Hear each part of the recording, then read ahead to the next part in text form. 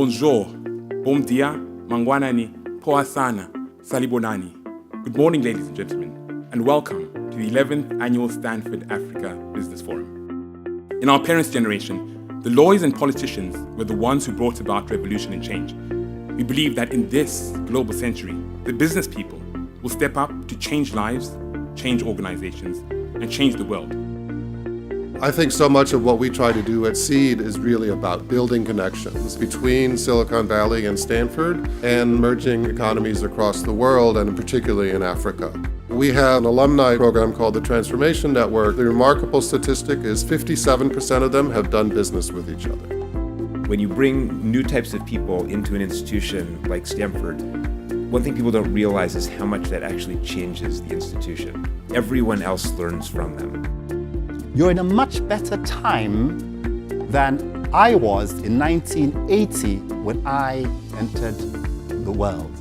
Africa is now on the map. To be African is to share a common geographical region. To be African is to share a common colonial past. In Africa in particular, where they say you need focus and a clear strategy, you actually need to be adaptable and flexible. The quality that is so important is one of resilience.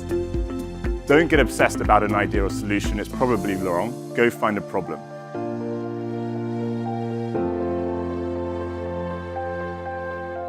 In this environment that offers us so much opportunity, can we ensure that Africa takes its seat at the high table and that it is no longer on the menu? Are we together? And to sit at that high table and remove ourselves on the menu, we have to know what our agenda is. To be African is to share common values of community and compassion for humanity. Those who go to business school have a better imagination than those who are at home, but they've still got to come up against conditions as they are on the continent. And the people who know those conditions the very best are those people who have been facing these problems day in, day out.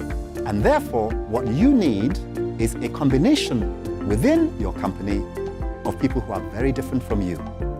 To be African is to revere tradition while remaining amenable to new systems and new ways of thinking.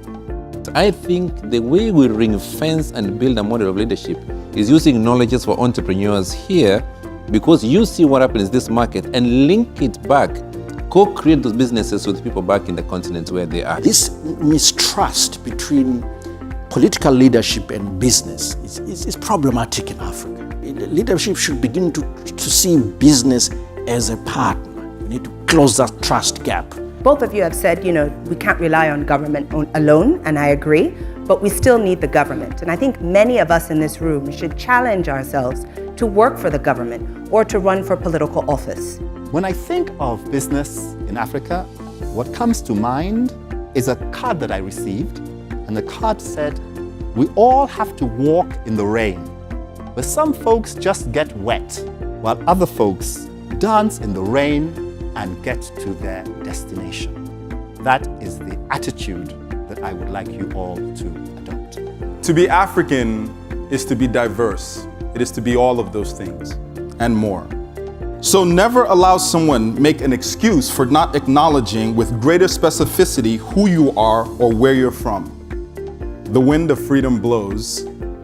You all, like the wind, have the freedom to be unapologetically African. Thank you.